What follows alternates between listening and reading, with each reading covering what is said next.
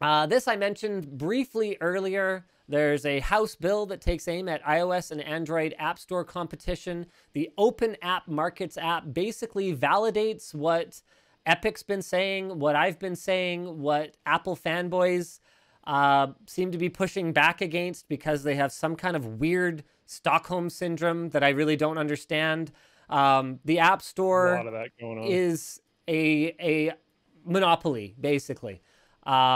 It's like a it's not quite a monopoly, yes, because the Google Play Store also Duopoly. exists. But thank you, Luke. That's just called a duopoly, Yep.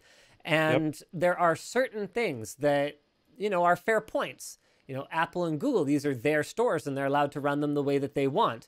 The problem is that when they run afoul of antitrust law, that there are consequences for running them the way that they want. And so it looks like those consequences might finally be coming.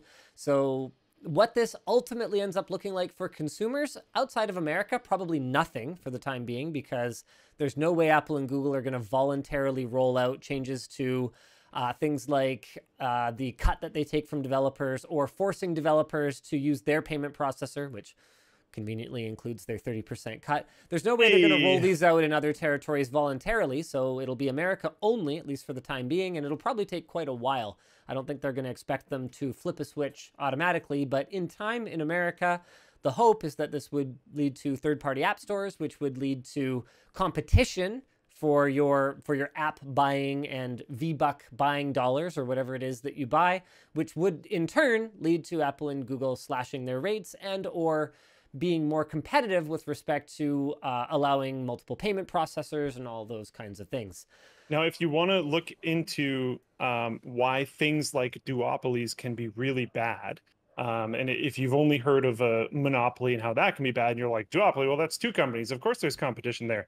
There's competition in much more than just two companies as well. Whenever the space gets small enough, and that isn't necessarily one or two, things can get really bad. There's a very, very good video that I've referenced on this show before, but I didn't know the name of it, and I do now. It's called This Is Why We Can't Have Nice Things by Veritasium. Louis Rosman is the highest comment under the videos, basically saying, thank you. You planted a seed today about right to repair, all this kind of stuff. It's a really good video, and it talks about why light bulbs suck. It's really interesting. Yeah, it's actually a great video. Basically, planned obsolescence is Yes. a thing. And And it's something that's taught in schools, which was something that was revealed to me after the last time we talked about this. They have planned obsolescence courses in different schools. It's interesting. it's kind of it's kind of sickening, especially when you consider how much waste light bulbs have created Yep. over the decades. Yep. It's Oh horrible. man.